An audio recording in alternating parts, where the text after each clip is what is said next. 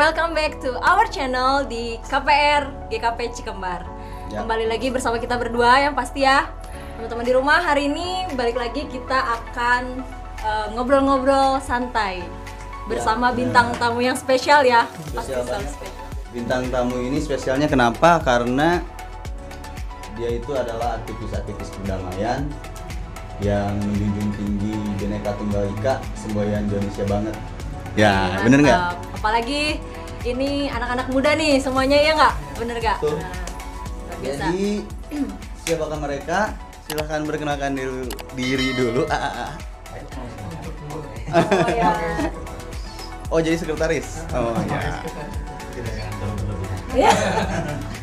Baik, selamat sore. Untuk saya pribadi, untuk nama panggil saja Bang Ucok biar lebih akrab. Untuk aktivitas mungkin terima kasih. Saya di sini bawa nama Fopulis kebetulan untuk periode sekarang 2020 sampai 2025 itu saya jadi sekretaris. Oh, di Fopulis. Fopulis itu Forum Modalitas Iman Sukabumi. Nah, untuk lebih jauhnya mungkin nanti kita akan bahas. Iya, betul. Selamat sore. Selamat sore teman-teman semua. Ya, terima kasih. Sebelumnya saya ucapkan terima kasih bisa diundang dan tadi dikatakan sebagai bintang tamu spesial. Ya, betul, spesial banget. Luar biasa sekali ya. Padahal kan tidak spesial tapi ya itu sebuah apa sih namanya? Spesial tuh mahal. Bukan sebuah penghargaan tapi saya sangat terasa terharu lah gitu. Dianggap sebagai tamu yang berharga itu gitu. Saya Kusdinar. Nama saya Kusdinar di bidang hubungan lintas daerah di sekretarisnya itu. Terus saya di Fopulis sebenarnya sih kalau dari struktural baru 1 tahun ya Kang Ucok ya? Ya, 1 tahun. Baru 1 tahun struktural. Cuman sebelum itu kita udah melaksanakan kegiatan secara non struktural. Ya paling itu untuk pengenalan secara pribadi. Ya. Luar biasa. Jadi mereka ini dari Fopulis, teman-teman. Forum Pemuda Lintas Iman Sukabumi ya. Betul. Ya. Jadi pasti teman-teman di rumah nih, apalagi mungkin anak-anak GKP udah rada familiar dengan kata Fopulis ya. Tapi kali ini kita mau bahas lebih dalam ya, lebih jauh nih. Sebenarnya Fopulis itu apa sih? Mungkin untuk sejarahnya sendiri saya belum bisa merincikan secara detail karena Fopulis itu berdiri 2014, sedangkan saya pribadi itu bergabung 2015. Tapi saya harus tahu juga sejarah seperti apa, makanya ini sebetulnya Fopulis itu pekerjaan rumah PR. Waktu itu rekan-rekan sebelum saya itu mengikuti Youth Interfaith Camp di Lembang. Dan setiap kota diwajibkan membuat sebuah forum mengenai lintas iman atau lintas agama. Maka daripada itu digagaslah oleh salah satu senior kita atau orang tua kita, Kang Dari Sutena, bentuklah Fopulis. Waktu itu saya pribadi masih ngikut-ngikut gitu kan, belum tahu apa itu Fopulis. Saya pikir itu adalah produk herbal atau apalah. Iya, produk herbal. Oh iya bener, ada namanya. Ya. Nah, ketika saya dapat undangan dari rekan-rekan dari Ijabi kalau tidak salah untuk mengikuti pelatihan arm training. Nah, itu Fopulis sudah terbentuk, saya baru masuk. Ketika saya masuk pelatihan, saya pertama kenal yang orang-orang Cikembar dulu dengan Hans sama Paulus. Oh, barengan ya masuknya ya. Saya tanya ini program apa, kok orangnya aneh-aneh semua. Saya yang awam lah. Iya. Yang ini dari Protesan, ada yang dari Ijabi, dari Ahmadiyah semua. Tapi di situ juga menumbuhkan rasa kepenasaran. Karena banyak simpang siur berita A, berita B. Saya pengen tahu dari sumbernya. Dan alhamdulillah puji Tuhan, 5 tahun berjalan, saya nyaman. Dan itu semua tidak merubah keyakinan saya, tidak merubah agama saya. Jadi intinya Fopulis itu suatu wadah yang dibentuk untuk menampung rekan-rekan bisa berinspirasi, berkreasi, tapi dengan gaya yang berbeda. Kita mengumpulkan semua rekan-rekan yang berbeda agama, bukannya berbeda agama tapi berbeda kepercayaan. Kalau kita berbeda agama itu monoton, cuma 6 agama, tapi kita berbicara kepercayaan, berapa ribu kepercayaan yang ada di Indonesia. Sangat banyak. Dan itu yang mungkin sekarang tidak ada sorotan dari pemerintah, bahkan cenderung didiskriminasi.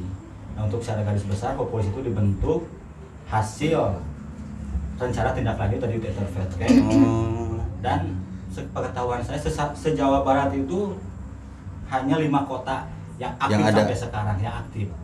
Bogor dibentuk mungkin kurang pergerakan. Sekarang yang aktif tuh Bandung, Cimahi, Cirebon, Kuningan sama Sukabumi. Nah, mungkin itu sejarah singkat Populis. Nah, awal berdirinya 2014. Dari situ saya tertarik. Waktu itu saya cuma jadi 2015 pengukuhan ulang. Saya cuma jadi bidang humas. Dan kebetulan rekan penggagas juga ada dari GKP Cikembar, Kang Victor atau Kelvin ya kalau nggak salah. Kelvin, salah satu penggagas Populis juga. Kang Dinar ada yang bisa ditambahkan untuk sejarah Populis mungkin? Luar biasa sejarahnya. Sejarah Populis ya, yang tadi saya bilang karena saya juga baru, cuman sedikit tahu lah ada rekam jejak, track record dari Populis ini. Ya salah satunya sih kalau untuk berdirinya keorganisasian ini, tadi yang dibilang kamu coba ya seperti itu. Gerakan masyarakat pemuda ya intinya, pemuda yang memang mempunyai inisiatif. Saya pribadi nih melihat dorongan dari jiwa, bukan dari kepentingan yang lain. Oke, kalau bisa bilang kita tidak ada dana dari mana-mana. Kita ya dari patungan lah, kalau bahasa Sunda patungan dari kita. Beda loh kalau misalnya kita datang dari gerakan jiwa yang secara utuh. Bisa dibilang lah kan kita dari berbagai agama.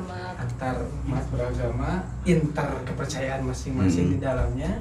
Bergerak di sana, otomatis kan kita bergerak dalam militansi secara keyakinan gitu. Tapi untungnya kita itu di wadah Populis ini karena untuk menyatukan, mencari titik temu yang bersama di mana tidak bentroknya kepercayaan, keyakinan yang ada.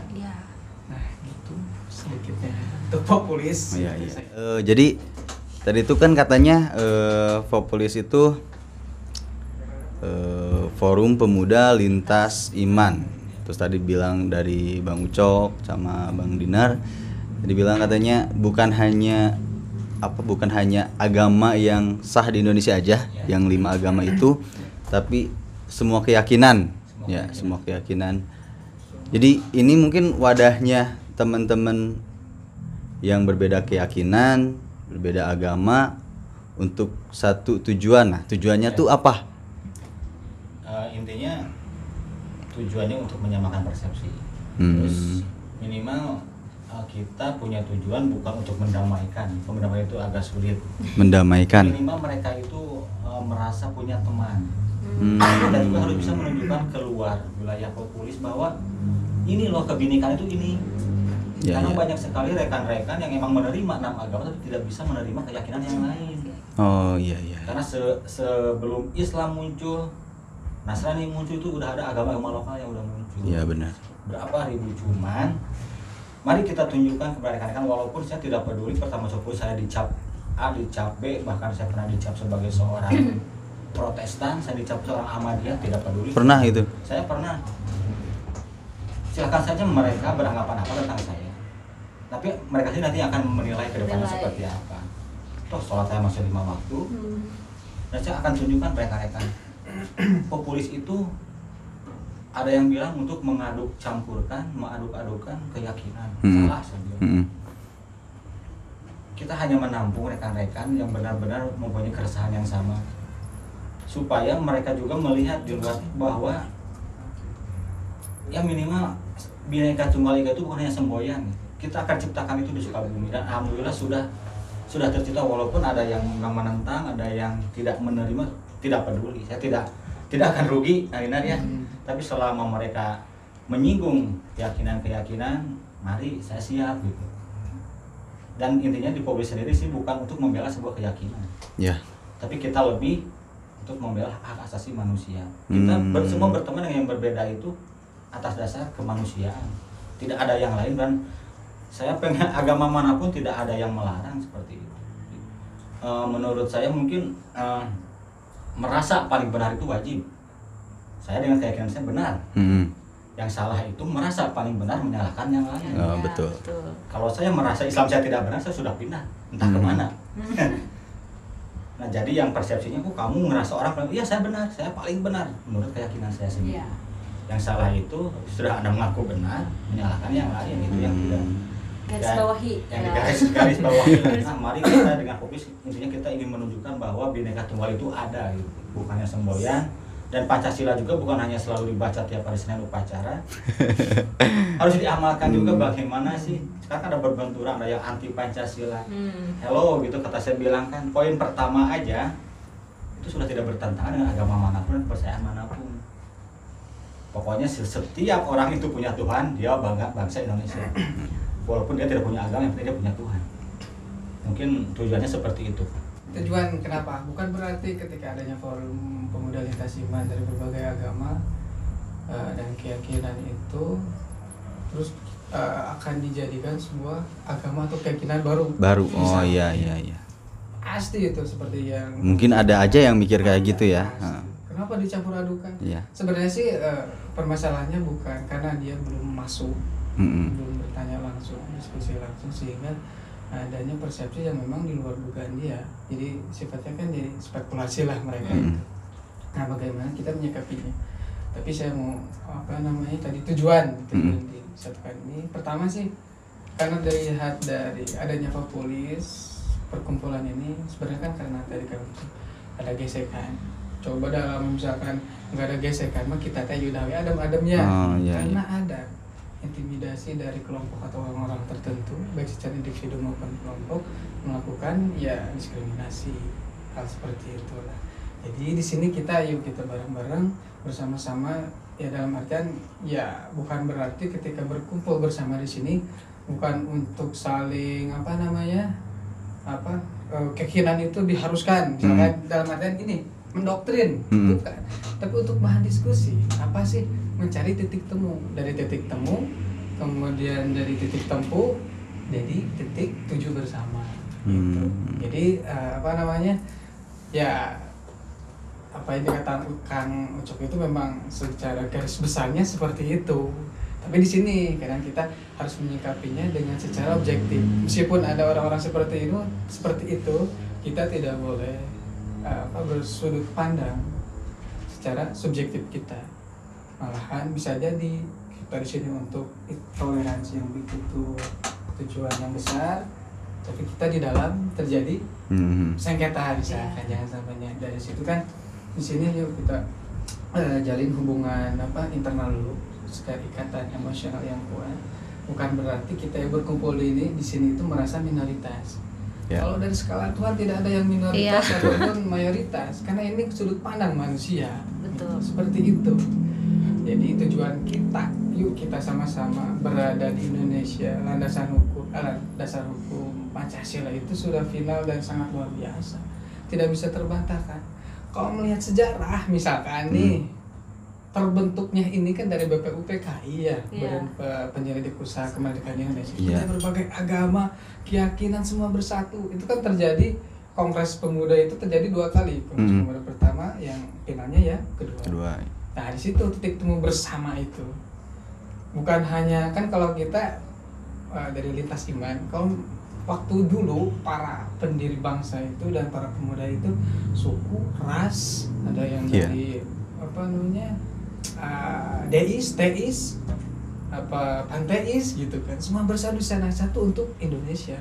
Nah dasar hukum inilah Pancasila itu yang menyatukan, gitu. Yang gitu kita di sini dari Populis itu kan dari ADRT-nya itu landasan hukumnya salah satu Undang-Undang Dasar dan Pancasila. Nah itu aja.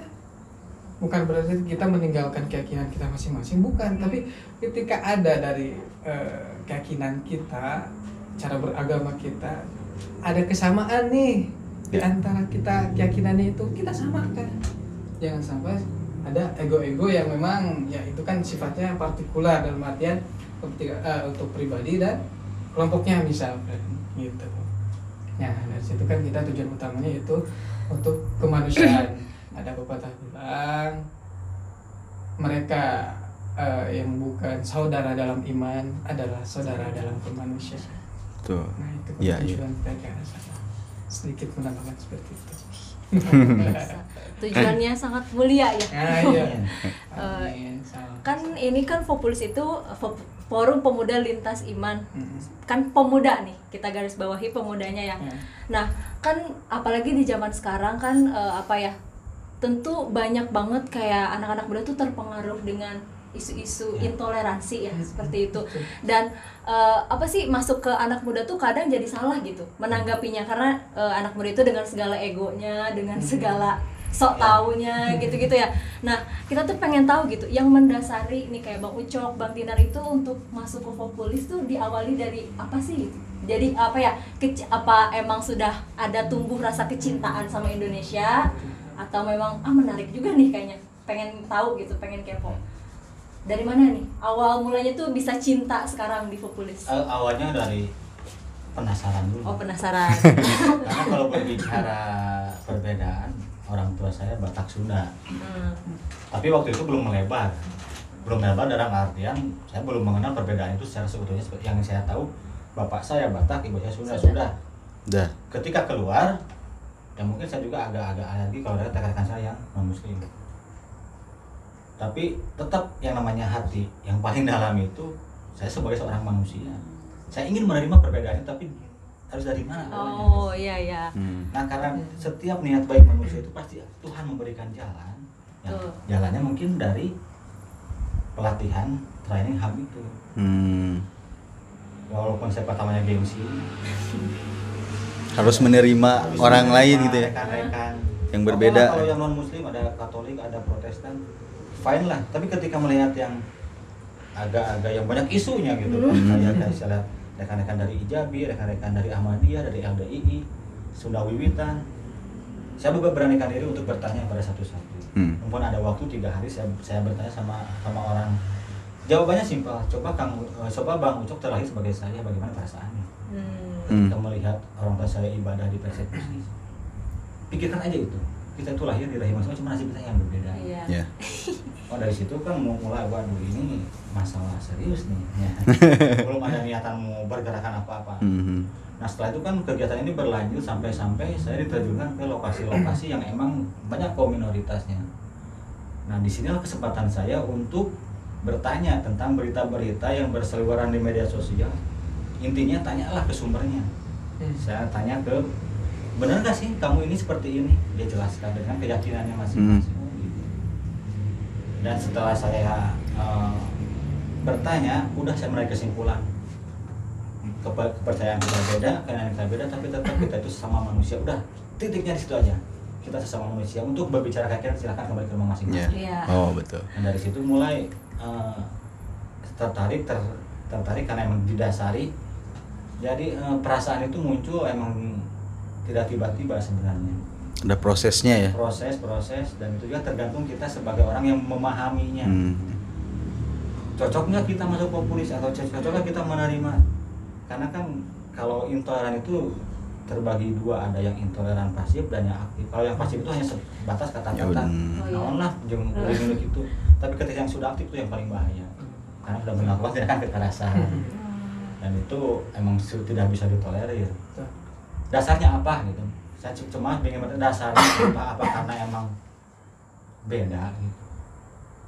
Kalau misalkan di Indonesia mukanya semua sama, namanya sama, dari mana indahnya Indonesia gitu. Tuhan itu menciptakan perbedaan kan anugerah. Jangankan bicara Indonesia, jangan bicara Sukabumi, di keluarga kita aja nggak mungkin sama semua. Jadi apa atas dasar apa mereka tidak mau menerima perbedaan? Hanya karena beda, dia mazhabnya nanti itu di hadapan Tuhan nggak akan ada yang seperti itu. Amal kalian yang akan menjawabnya gitu aja. Nyampe udah bisa berpikir ke situ ya. Luar biasa. Karena Fopulis ini ya. Jadi jujur orang-orang paling merdeka itu adalah orang-orang yang sudah menerima perbedaan. Asik. Mereka Nyaman. Bener ya. Terserah mereka mau A mau B, ketika kita kumpul kita emang saudara. Ketika mau beribadah silahkanlah ke rumah masing-masing. Anda, saya dengan keyakinannya masing-masing. Emang semua orang wajib di Indonesia itu wajib memiliki rasa nasionalisme. Buat apa pemimpin kita dulu bikin itu ya? Capek, taruhannya nyawa. Pancasila itu bukan hanya dipotret, ditulis, diketik, udah beres nih. Itu hasil musyawarah. Menang mikir. bagaimana gitu kan membuat sebuah butir-butir harus diterima oleh semua orang. Iya, betul. Makanya saya ada kutipan dari orang pintar, kita tidak bisa memaksakan ayat-ayat suci kepada orang lain. Tapi ayat suci itu dilebur dari ayat konstitusi, yaitulah undang-undang dasar dan Pancasila. Jadi kita bisa menerima gitu kan. Dan apa sih imbalannya? Nggak ada imbalan apapun di sini. Hanya kepuasan batin. Saya merasa senang, merasa hidup lebih berguna lah. Hidup itu cuma satu kali, kalau kita tidak bermanfaat untuk diri sendiri aja, ngapain kita hidup gitu kan? Ya mungkin seperti itu yang mendasari saya sangat mencintai, bukan hanya populisnya, mencintai keberagamannya. Luar biasa. Kalau Bang Dinan sendiri gimana nih? Ya sebenarnya balik lagi Balik ya lagi. kayak ucapannya beda jauh beda lah. Cuman kan karena memang kita setiap manusia kan memiliki potensi dan lingkungan pengaruh segala sesuatunya berbeda. Tergantung asumsi yang bagaimana sih dari pola makan juga kan bisa mempengaruhi kita juga. Pola makan, pola hidup dan sebagainya. Kalau saya kenapa tertarikan ke populis kan tadi ya, kata populis ya berangkat dari pencarian jati diri dalam artian keyakinan kepada Tuhan. Misalnya aku sana kembali dulu, mana yang lebih cocok dengan kapasitas saya. Ini cocok nggak dengan kemampuan intelektualitas yang ada dan kemampuan kejiwaan saya bisa merasionalitaskan dengan yang sifatnya kearti secara logis termengerti gitu. Dan dari situ bergerak cari dulunya, akhirnya menemukanlah gitu. Setelah menemukan, ya kenapa yang terjadi ya seperti itu, kisruh di mana-mana atas kejadian. Apa sih permasalahannya? Kan saya cari dulu yang penting apa sih permasalahannya gitu. Setelah kesana kemari, ya dulu saya bergerak secara sendiri pribadi dengan teman-teman itu. Yuk kita ubah dengan situasi kondisi ini seperti ini. Bagaimana kita gitu. Kalau saya kan dari dulu emang berusaha untuk meleburkan saya itu sebagai manusia dalam artian ketika saya melihat orang lain pun ya saya sendiri bisa gitu. Kata Kang Ucok bilang tadi, kita sudah dilahirkan dalam satu rahim yang sama dan akan kembali dan akan dikuburkan dalam tanah yang sama. Jadi apa yang harus bertentangan? Nah, kembali tadi masuk populisnya dari teman dari ketua Rani juga Kang gabunglah sini. Gimana sih? Oh ya saya dari lembaga yang dimana memang dulu ada mitra sosial pemerintah gitu. Kata saya kan, sayang nih mitra sosial ini karena selalu berkaitan dengan APBD, terus mengenai pembangunan infrastruktur gitu. Terus padahal kan kalau dilihat yang tadi permasalahan ya itu intoleransi, bukan hanya sebatas agama ya. Dalam artian ya ke bagian jatah yang berbeda kan terjadi persengketaan, terus ketidakadilan dan pemerataan pembagian dana itu kan salah satunya. Nah dari situ yuk saya ajak dengan mereka di sana, ternyata mereka baru padahal mitra sosial itu kan bisa dibilang lahir dari dulu, apalagi dari mitra sosial pemerintah. Nah dari situ saya juga jadi secara langsung masuk, wah ini surga saya bagi saya. Kenapa saya berkata surga?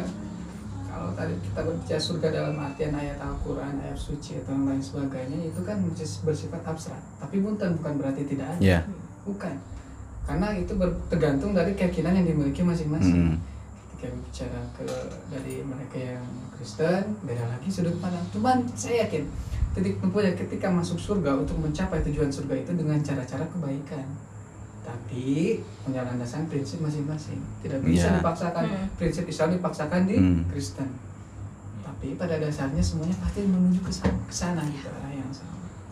Nah, saya masuk populis nih, bagi saya ini suatu kewajiban mutlak. Itu kenapa?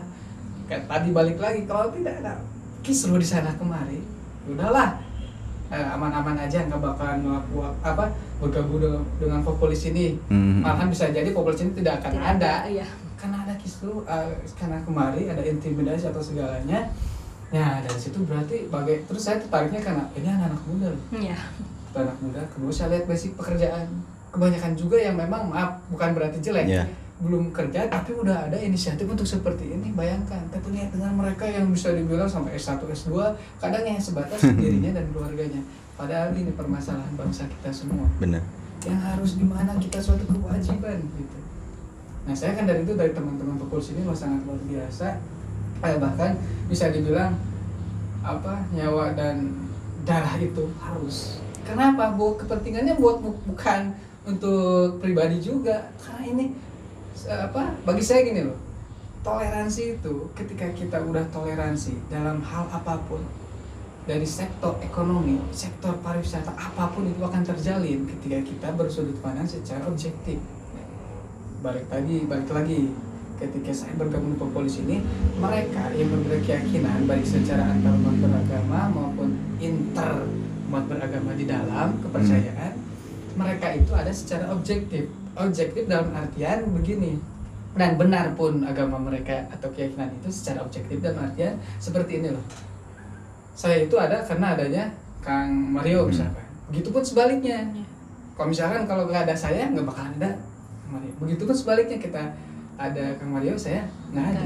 Adanya saya secara objektif gitu. Yeah. Nah jadi gitu. Saya kenapa dari sudut pandang saya adanya populis ini itu objektivitas yang dikembangkannya. Jadi berusaha untuk mengkikis ego-ego pribadi, tapi jangan kita bilangnya. Terus kenapa anak muda sok gampang sekali ya? Pertama, kurangnya penjelajahan bacaan, kurangnya berdiskusi. Jadi selalu kadang kan kalau buku gini secara tidak langsung kita terdoktrin baca buku tapi tidak melakukan suatu studi banding terus juga kadang kan kalau bahasa Indonesia dimakan mentah-mentah, apalagi kan sekarang adanya media sosial ini ya itu. Betul. Sambil tiduran, apalagi punten mereka yang pengangguran kan otaknya lagi depresi dengan keadaan, lihat ini terus didoktrin surga ada orang kan hidup di dunia itu untuk surga kan, untuk apa? Ini jalan pintas yang sangat luar biasa, udah aja hajar itu, ambil, lakukan tindakan untuk mencapai surga itu. Nah dari itu kembali kepada tadi, emang kenapa harus berkaitan dengan Pancasila? Bagi saya itu suatu hal yang wajib mutlak harus dikembangkan kembali. Ya, betul. Digitalisasi itu harus kembali. Malahan dari Pak Mahfud MD selalu berkata seperti itu. Kenapa beliau misalkan menurut saya tidak seperti mengembangkan ya, soal tidak untuk mengingatkan kembali mengenai Pancasila ini. Kenapa? Karena mungkin lawannya juga orang-orang elit yang luar biasa. Nah dari kita ini ya misalkan, bukan berarti orang kecil, sebenarnya di mata Tuhan kita sama, kita saling bergotong royong. Nah saya kan lihat dari pergerakan para pendiri bangsa juga Kongres Pengguna itu, yang sanctity, yang disucikan itu bukan sifatnya kita vertikal dengan Tuhan, karena ketika bersatu, kalau masalah ibadah secara konvensional itu diri kita dengan Tuhan. Tapi ketika kita bergabung dalam suatu komunitas, suatu lembaga atau musyawarah, sanctity itu yang saya lihat dari pergerakan beliau-beliau itu para pendiri bangsa, yaitu satu, gotong royong. Gotong royong. Semboyan Indonesia ya. Semua seperti itu gitu. Makanya saya berharap secara pribadi pun kita sucikan nilai-nilai gotong royong itu untuk mencapai tujuan bersama di ya khususnya kan Sukabumi kita ya, nasionalnya ruang lingkupnya ya Indonesia. Memang efek yang terjadi itu kalau saya lihat ini efek dari global masuk ke nasional masuk ke tingkat daerah. Luar biasa. Jadi menurut akang tadi kan banyak terjadi gesekan-gesekan. Kira-kira yang persentasenya gede banget terjadinya gesekan itu gara-gara apa? Yang rawan banget. Terjadinya gesekan, yang pertama kurangnya pengetahuan, yang kedua emang budaya kita sudah hampir luntur. Budaya apa ya? Budaya membaca kadang tidak sampai beres, menerima berita setengah-setengah ya. Dan intinya mereka itu tidak mau menerima perbedaan. Dan yang lebih parah lagi ada oknum-oknum mungkin yang memanfaatkan juga mungkin ya, momen agar memang ada niatan-niatan tidak ingin melihat kita itu bersatu. Ya itu tujuan. Kalau misalkan mereka punya niatan yang sama dengan kita, nggak akan terjadi ada gesekan. Dan juga kurangnya pengetahuan di sini, mereka tuh kurang memahami kurang memahami itu ya tadi yang saya, kalau memang kan ada suatu isu silakanlah rundingkan dulu, tanya dulu ke sumbernya, jangan main persekusi begitu saja. Karena saya bilang emang budaya-budaya Indonesia itu sudah emang mulai mengikis, budaya musyawarah sekarang sudah jarang, makanya terbentuklah gesekan. Budaya gotong royongnya juga kita sekarang sudah terkikis. Nah itulah yang harus rekan-rekan muda sekarang harus dijaga gitu kan. Yang minimal di lingkungan internal kita dulu aja. Kalau misalkan ini terus melebar dan intinya ini tidak menutup kemungkinan juga ada kepentingan politik ya. Ini kepentingan politik memanfaatkan situasi. Intinya ini adalah tugas ulah-ulah mereka yang menghalalkan segala cara. Dan ini emang agak sulit untuk kita tembus. Nah mungkin gesekan itu terjadi seperti itulah, kurangnya pemahaman, kurangnya menerima rekan-rekan yang emang berbeda dari kita. Tadi kata Bang Ucok kurangnya pemahaman. Kalau emang benar-benar kita paham kan kita pasti paham ya apa itu Bhinneka Tunggal Ika itu seperti apa gitu ya. Ada kemungkinan nggak sih pendidikan kita di situ kurang, maksudnya kurang penekanan terhadap Bhinneka Tunggal Ika itu? Oh saya bilang emang Kurang. Saya SD tahun 90 itu masih ada pendidikan moral Pancasila. Sekarang udah tidak Sekarang ada. udah gak ada. Sudah tidak ada. Mengalami ya enggak ya? Karena Pancasila, Moral Pancasila. pendidikan moral Pancasila itu tahun 92 sampai 98. Saya waktu SD masih ada pendidikan moral Pancasila. Tapi kenapa dengan kurikulum sekarang tidak ada pendidikan moral Pancasila, sedangkan Pancasila itu adalah titik cahaya di mana kita sedang kegelapan. Cie. Benar. Betul. Makanya mau tidak mau yang tadi dibilang apa BPIP ya, itu setiap dewan, setiap anggaran harus diselipkan dengan ideologi Pancasila. Misalkan Dewan Reses harus diselipkan dengan ideologi Pancasila. Karena untuk menembus Kemendikbud itu agak sulit sekarang. Nah, jadi bayangkanlah dari generasi ke generasi, sekarang udah generasi yang serba canggih, mereka tidak mau mendalami Pancasila. Nah tugas kita ya harus, walaupun emang kita tidak bisa merata memberikan penjelasan, ini juga perlu peran pemerintah, apa satu daerah ya. Kalau memang ingin melihat Indonesia adem ayemnya, silahkan sosialisasikan Pancasilanya, karena itu sudah ada instruksi dari atas. Silahkan setiap ada anggaran itu harus selipkan ideologi Pancasila. Kalau kami mah harus mencakup seluruh Indonesia, apa tuh gitu kan. Makanya sangat penting sekali. Apakah saya setuju kalau misalkan bisa disetujui, silahkan pendidikan kalau misalnya itu dikembangkan kembali di setiap sekolah dasar. Mulai rekan-rekan mungkin yang nonton, orang tua silahkanlah manfaatkan alat yang kita punya, gadget yang kita punya itu untuk mencari pengetahuan. Nah, apabila kita sudah membaca apa yang tadi dibilang Kamina tentang Pancasila, silahkan studi banding, cari ke sumbernya Pancasila itu seperti apa. Kalau kita sudah memahami Pancasila dan Bhinneka Tunggal Ika, insya Allah kita akan bisa menerima semuanya, hidup kita juga akan lebih mudah. Karena bangga di Indonesia punya Pancasila. Negara lain tidak ada, tidak punya Pancasila, tidak punya Bhinneka Tunggal Ika. Makanya sangat disayangkan sekali, harus benar-benar dijaga dan juga diamalkan. Karena kalau mungkin Pati Gajah Mada masih hidup, kekuasaan kita itu sampai ke Filipina dan Vietnam. Sumpah Palapa itu saya akan satukan Nusantara. Makanya bentuklah Bhinneka Tunggal Ika. Kalau menurut Kang Dinar, tadi kan banyak gesekan-gesekan. Untuk meminimalisir gesekan-gesekan itu, sebagai warga Indonesia yang baik, pemuda Indonesia yang baik, kita harus gimana sih? Nah, sebenarnya kan tadi tidak terlepas dari Pancasila ya, karena harus ada peran legalitas formal dalam artian ya pemerintah setempat dan juga Forkopimda ya seperti polisi, TNI, Kejari harus saling sinergitas dengan mereka ketika kita ada program atau pergerakan untuk salah satunya untuk kan emang dari dulu kenapa ada badan BPIP ini kan untuk pengembangan pembinaan badan ideologi Pancasila. Saya pernah bertanya sama pusat di sana, kalau di Sukabumi ada nggak ada katanya.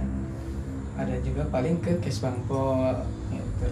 Cuman kenapa kalau saya kan pengennya kalau langsung dengan lembaga itu kita enak langsung gitu. Terus kalau ada penyuluhan atau ya sekelas apa nih, pengisian materi lah pada setiap masyarakat itu. Kenapa? Karena tumpulnya mengenai pengembangan Pancasila atau revitalisasi Pancasila ini tidak kepada titik-titik, misalkan kalau tingkat RT lah, tingkat RT kan maaf banyak sekali masyarakat yang memang boro-boro Pancasila itu naon, karena apalagi penghayatan, sok boleh di sensus masyarakat. Tapi yang selalu bergejolak yang dijadikan tombak untuk memperkeruh yang mereka yang seperti itu. Kurangnya perhatian, bukannya kurang perhatian, memang kayak tadi saya ada mereka yang elit yang memang berusaha untuk membumikan kembali Pancasilanya. Ada juga mereka yang memang untuk mencegah. Bisa kita lihat lah tanpa harus identitas yang harus kita siapa kelompok mana. Nah, untuk meminimalisir, saya memang tidak terlepas dari Pancasila itu. Salah satunya contoh seperti ini. Tadi ya kerjasama dengan pihak terkait, lembaga pemerintah, instansi pemerintah, kita bareng-bareng sampai ke tingkat RT itu.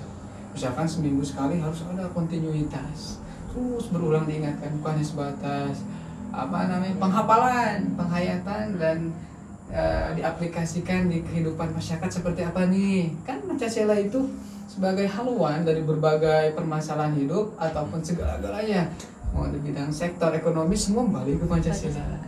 Pendidikan semua Pancasila. Sehingga Pancasila ini untuk menormalisasi, sterilisasi, balik lagi saya sangat meminimalisir permasalahan yang ada. Tuh saya sangat berharap itu dari dulu kan. Saya dari dulu bagaimana ini? Karena saya pribadi pernah, saya pengen itu gimana nih kita kembangkan Pancasila ini seperti apa. Balik lagi permasalahan kalau dari populis misalkan administrasi keuangannya, di mana ada uangnya, izinnya itu kan kita nggak bisa sembarangan. Untuk ideologi ini kan takutnya nasional, di mana kita ada permasalahan salah dalam menyampaikan, kena juga. Pancasila ini kan belum ada tafsir yang Pancasila itu ini loh, lihat buku-buku misalnya Pak Yudi lah seperti ini, ada yang mempersepsikan Pancasila seperti ini, sila 1 sampai 5 itu punya masing-masing. Tapi memang ini kan kata Soekarno sebuah ideologi terbuka yang harus dikaji lebih dalam lagi, tapi jangan sampai menimbulkan gesekan itu. Tapi yang sayangnya di kita itu ongkoh atau dibahas secara uji materi, tapi suka ada karena itu ketika pendapat ingin diakui, nah itu terjadi bentrokan itu di atas pun seperti itu, apalagi kita dalam ranah seperti ini. Jadi saya dari populis ini memang berharap untuk meminimalisir itu. Terus juga memang kalau benar-benar kalau misalkan secara pribadi kalau memang kapasitas kekayaan harta gitu, restoran kan harus disesuaikan dengan kebutuhan orang itu. Nggak bisa dia lapar dalam artian perut, kita dengan ceramah surga atau dengan gini-gini yang dia butuhkan itu perut lapar, misalkan pengen makan, dikasih kita materi teori itu pusing gitu. Ada juga orang yang udah cukup perutnya tapi intelektualitasnya, nah dari situ kita mengkondisikan ya harus seimbang ya. Itu disesuaikan kalau dari bahasa apa dan kalau di bahasa Islam. Jadi kalau berbicara dengan suatu kaum itu harus disesuaikan dengan bahasanya. Bahasa di sini bukan bahasa perbal seperti ini. Jadi apa yang dibutuhkan dia, apa yang dibutuhkan kita disesuaikan sehingga terjadi sinkronisasi. Itu sih kalau misalnya untuk pemerataan seperti itu. Tadi ya balik lagi seperti yang Kak Ucap bilang ya, penjelajahan bacaan perlu, diskusi itu perlu, apalagi kalau mereka yang merasa memang punya keyakinan. Sebenarnya simpel. Tuhan itu mah segala-galanya kan. Kenapa kalau dunia ini bisa dibikin rumit? Mana dia sendiri dengan Tuhan udah aja. Tuhan itu menciptakan alam semesta ini, masa ke kita cuma satu orang nggak bisa Tuhan tidak mengabulkan. Kalau misalnya tidak terjadi yang terkabulkan suatu harapan, berarti ada apa? Balik lagi ada apa dalam ya seperti itu kan, sedikit tambahan. Kegiatan apa aja sih yang udah dilakukan populis selama ini gitu untuk mempersatukan berbagai keyakinan ini? Udah ngapain aja? Kita dari pertama emang kita setelah rapat pengurus itu pasti kita akan menyusun program kerja. Ya. Itu mau tercapai mau tidak tercapai program kerja aja dulu. Untuk menumbuhkan rasa nasionalis, pertama kita mengadakan untuk Go to School itu seperti apa. Terus yang kedua kita mengadakan setiap tahun Youth Introvert Camp. Oh iya. Dan mungkin ada beberapa kendala untuk 2019 dan 2020 itu tidak terlaksana. Karena ada beberapa hal yang tidak bisa saya ungkapkan. Tujuannya untuk Youth Introvert Camp itu yang terbesar itu 2018. Kita menggandeng GKP seklasis Bogor. Oh iya. 2018. Cianjur, Sukabumi, Palawan ya. 10 gereja. 10 gereja. Dan alhamdulillah Youth Introvert Camp itu memunculkan kader-kader populis baru, walaupun dia tidak masuk pengurus tapi mereka masih aktif di wilayahnya masing-masing. Nah, selain kita terus bergerak di bidang-bidang keberagaman, kita juga bergerak di bidang sosial. Kita menggandeng waktu itu PMI Kabupaten, kita selalu melakukan donor darah. Terus kita pengobatan gratis dengan rekan-rekan Ahmadiyah. Terus kita juga ada operasi katarak gratis dengan Yayasan Suci, Yayasan Buddha. Nah, program-program itu terus kita akan gulirkan sambil kita kaderisasi karena entah 1 tahun atau 3 tahun ke depan tidak mungkin saya duduk lagi di populis karena berbagai pertimbangan. Iya. Nah, yang sulit itu kita itu kaderisasi dan regenerasi. Orang itu banyak, pemuda itu banyak yang bersemangat, tapi kapasitasnya di mana? Apakah kapasitasnya emang sama seperti kita atau beda lagi? Nah, untuk kegiatan-kegiatan populis tidak lepas dari itu. Selain kita menjadi penyelenggara, kita juga sering menjadi peserta di luar. Seperti ada sama kegiatannya Youth Introvert Camp, tapi ini kelasnya se-Jawa Barat. Ini program dari Mission 21 sama Jakarta Ruk, jaringan kerja antar umat beragama. Dan kebetulan kalau saya bisa dibilang langganan YIC. Ya. Kuningan, Bogor, Bandung. Ikut terus. Ikut bukannya populis nggak ada orang ya? Ada orangnya, tapi yang maunya nggak ada. Ya begitu. Yang mau yang nggak mau itu dalam artian emang bukannya tidak mau, emang ada kendala. Bukan. Dan saya yang paling bebas orangnya gitu kan. Saya tidak terikat dengan apapun. Paling bebas, paling soleh. Iya. Amin. Tujuannya apa? Terakhir ke Kuningan sama orang GKP juga. Materi bukan. Kalau dilihat dari itu, aduh saya ke Kuningan habis berapa, ditilangannya habis 300.000. Tapi ketika kita main ke Kuningan, kita dapat teman baru, dapat ilmu baru, lumayan nih buat Sukabumi diaplikasikan gitu kan. Walaupun panitia dari GKP-nya sendiri tidak datang ya. Saya berharap hari itu datang, teman-teman saya tidak apa-apa. Saya berharap ke Kuningan dan bisa sama semua. Ternyata ini orang-orang, saya istilahnya lebih jauh lagi mengetahui Sukabumi itu belum ada apa-apanya kalau dibandingkan dengan kota-kota lain tentang intoleran. Kita lihat Kuningan, wah di mana Kuningan ada sebagian kelompok. Dan kita juga bukannya menjebak, ya emang harus kita itu kegiatan dari luar kita terapkan di populis. Nah, untuk sekarang ada sama kita kegiatan karena ada podcast juga, cuman kita masih belum punya studionya masih nebeng, punten Kang Aden. Kita mah selalu izin lah gitu. Kita ingin gitu seperti rekan-rekan tapi bukan hanya rekan-rekan yang udah paham tentang toleransi, rekan-rekan yang masih setengah-setengah juga kita pengen aja. Karena benar tadi, kalau misalkan teman-teman pemuda kita kasih ideologi Pancasila, bisa menerima bisa tidak, tapi itu semua kembali kepada hati mereka masing-masing. Saya sendiri masuk populis tidak ada yang mendoktrin Pancasila itu A, B, C, D. Tapi ketika berjalan paham sendiri ya. Saya juga melihat semua orang lah yang di sekitar saya sudah ada Pancasilanya. Cuma masih ada rasa intoleransi yang pasif itu. Saya bawa teman saya ke orang-orang yang non-muslim. Biasa bergaul, tapi ketika di belakang ngomong gini. Iya. Nah, gitulah. Iya. Itulah harus dikikis. Nah, mungkin doanya juga semoga selepas pandemi ini program populis yang 2021 itu bisa berjalan lagi. Amin. Yang terakhir kita kemarin deklarasi anti radikalisme. Kita menolak lah segala bentuk radikalisme yang akan mengobrak-abrik NKRI. Karena sudah tidak bisa ditawar lagi NKRI, harga mati. Karena kita hidup di Indonesia. Hidup di Indonesia, silahkan ikuti aturan Indonesia. Saya cuma mau tanya, apakah ada peraturan Indonesia yang bertentangan dengan hukum agama? Gitu aja. Kalau ada silahkan datang ke rumah saya. Silahkan. Ini Pancasila tidak sesuai dengan kitab A. Silahkan. Saya yakin kok semuanya sudah berjalan. Soalnya kan bukan hanya sekedar mencetak dan menulis. Hasil musyawarah dan tokoh-tokoh hebat yang membuat Pancasila itu. Nah makanya kedepannya semoga dengan anggota kalau tidak salah 42 sekarang di grup itu ya, bisa lah menghasilkan 50% minimal kata-kata populis yang benar-benar buat nanti ke depannya. Nah, siapa tahu kan 5 tahun lagi saya sudah umur hampir 40. Kalau sudah tua kan emang agak repot pergerakannya.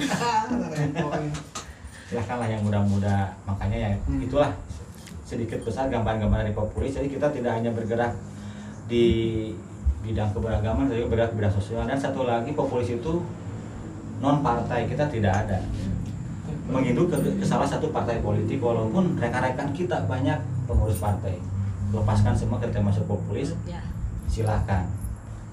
Tidak ada kepentingan politik. Tidak ada kepentingan politik. Tapi ketika ada rekan populis misalkan ingin menjadi dewan, kita support sama-sama. Apapun parpolnya, silahkan. Yang penting mereka satu ideologi sama kita. Jadi kita tidak ada kecenderungan harus ke parpol A, ke parpol B, tidak. Terus dari keyakinan juga untuk mengklarifikasi isu-isu di populis tidak ada yang namanya saling dakwah, saling syiar. Misalkan kita ngumpul, saling menggurui tidak ada. Kita murni untuk menyamakan persepsi, untuk menyamakan kebersamaan. Tadi kembali lagi, silahkan kalau mau beribadah ke rumahnya masing-masing. Jangan bawa di populis.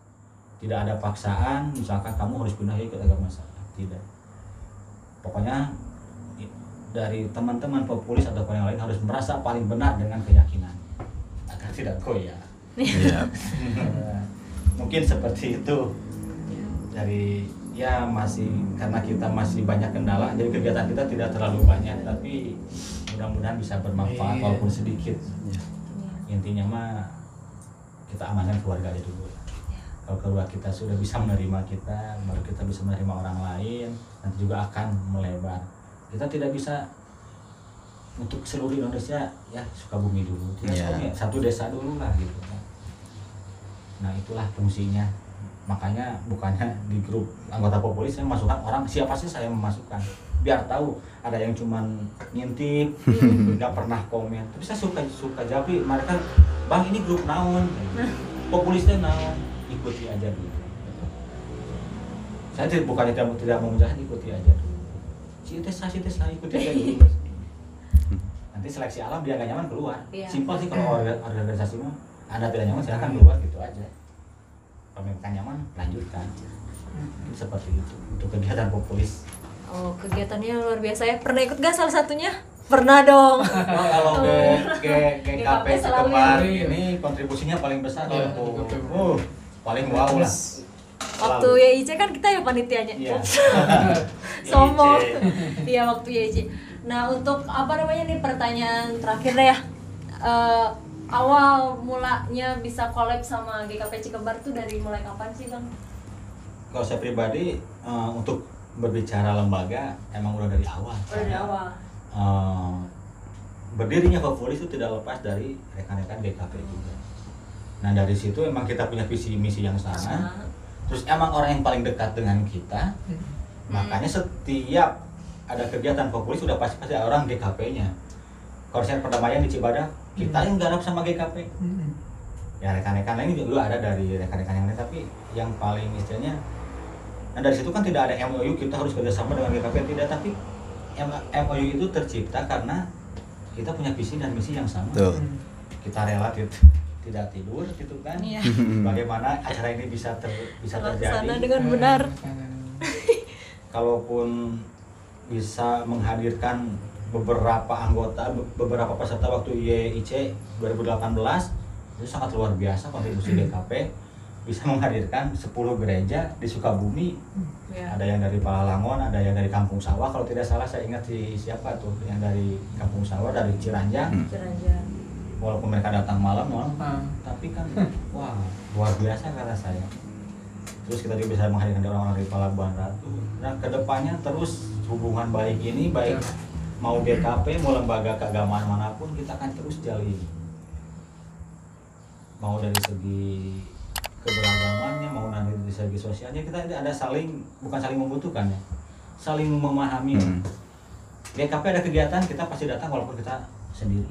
Walaupun kita berdua, ayolah berangkatlah. Karena kita merasa ada hutang budi atau seperti apa, balas budi mungkin ya. Ya ada hubungan timbal balik gitu kan. Interaktif lah. Aku rekan-rekan GKP bantu kita untuk datang-datang aja gitu kan.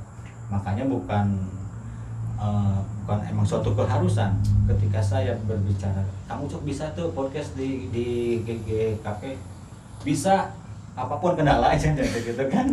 Hujan badai diterobos ya. Kecuali emang ada hal-hal emang yang tidak bisa sekali tinggalkan. Tapi kan kalau saya insya Allah orangnya bebas, silahkan saja. Itu tadi saya tidak terikat dengan satu apapun gitu kan. Beruntungnya alhamdulillah istri saya juga tidak pernah melarang berorganisasi sama dengan istrinya Kang Dinar. Karena istri saya juga seorang populis dulu. Teman Sari, temannya Mia, masih mereka kenal. Mereka paham lah. Istri tahu saya kemana, istri kenal sama Han, istri kenal sama Ari. Jadi suaminya dilepas ke Cikembar, aman. Tidak ada apa-apa.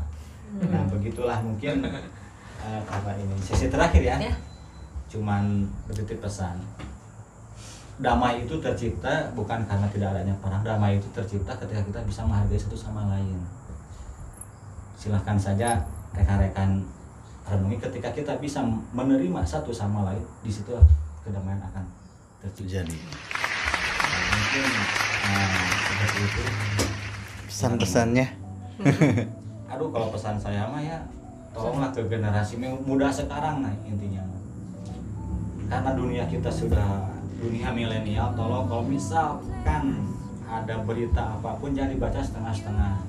Kalau memang tidak tahu sama sekali jangan mengambil keputusan yang sebelah pihak. Apalagi menyebarkan ya. Apalagi menyebarkan. Kalau misalkan ada berita-berita, cukuplah di handphone kita terhenti gitu kan. Ya. Kecuali kalau kita sudah tahu kebenarannya. Ya. Setuju.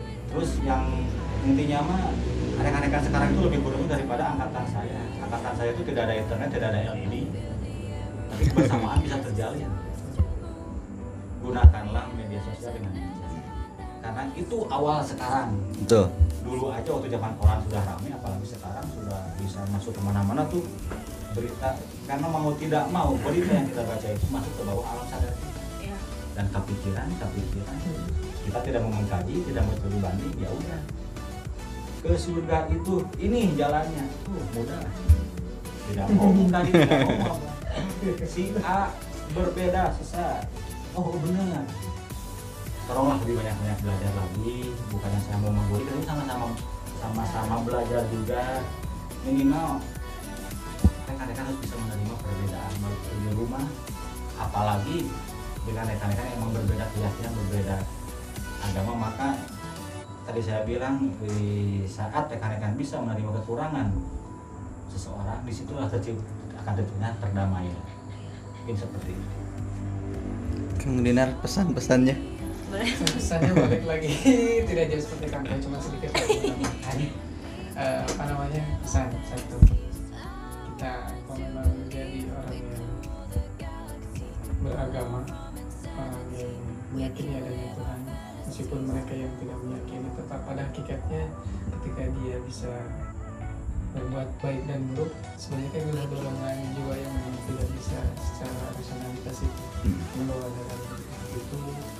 Perbaiki hubungan diri kita dengan Tuhan dengan sebaik-baiknya, melihat bahwa Tuhan itu cinta dan kasihnya itu untuk semua makhluk, untuk semua alam. Contohnya lah kayak seperti hujan, seperti matahari tanpa membedakan dia agamanya apapun, bahkan binatang, tumbuhan, semua itulah rahmat Tuhan yang sesungguhnya. Terus untuk apa hubungan sama manusia itu yang paling penting, kan berarti Tuhan itu menjadikan sebuah apa namanya titik tolak, titik pukul pertama untuk dijadikan aplikasi kehidupan di dalam kehidupan ini. Karena memang yang terjadinya GSK ini kan bukan antara kita dengan Tuhan, tapi dengan sesama manusia. Kalau dari Islam ada hablum minanas, hablum minanas itu ya hubungan kita dengan manusia. Nah sebenarnya itu, kalau kita kan persepsi mengenai Tuhan itulah masing-masing, jangan sampai. Kalau misalkan Tuhan udah memberi cinta kasih sayang itu, ya harus secara global tanpa membedakan siapa dia, apa jabatannya, apa latar belakangnya itu. Sok cinta kasih itu misalnya merasa bertuhan sebenarnya simpel. Kita cobalah dalam keheningan malam, bagaimana kita dilahirkan, ibu kita mengandung, itulah udah semua kan mesti proses yang sama. Ketika dikandung bagaimana kita tanpa mencari-cari nafkah kemana-mana, tinggal makan, keluar juga masih saja tidak bisa dengan apa harus, tapi dengan itu kasih sayang Tuhan itu datang dari ibu kita, dari lingkungan kita itu, memang merasa bertuhan. Tadi juga kan yang mereka yang memang merasa apa, saya tidak bertuhan sebenarnya. Ketika saya diskusi pun, oh ternyata ada sesuatu yang mendorong jiwa ini untuk berbuat kebaikan. Nah salah satunya itu. Terus juga benar dari tadi sebenarnya kesimpulannya penjelajahan bacaan, terus ada suatu hal yang dipertanyakan, harus dipertanyakan, adanya studi banding, nah gitu, studi banding, terus selalu bersudut pandang, berspektif secara objektif. Saya ada itu karena adanya dia pun adanya saya karena ada dia pun ada karena adanya saya. Jadi kita sama-sama satu kemanusiaan, satu makhluk ciptaan Tuhan. Yuk mari kita sama-sama untuk menuju kasih sayang Tuhan yang dimana dirindukan kita bersama, menuju ke arah surga yang insya Allah kita bisa dipertemukan lagi di sana. Terima kasih, luar biasa ya sharingnya pada hari ini, sangat bermanfaat dan ini sejujurnya sangat membuka pikiran kita juga ya. Ayo ya, lebih berwawasan, dan untuk teman-teman di rumah juga semoga ini bermanfaat ya sharingnya, apalagi untuk anak-anak muda harus nonton wajib. Oke teman-teman, mungkin hari ini segitu dulu pertemuan kita, ngobrol-ngobrol kita.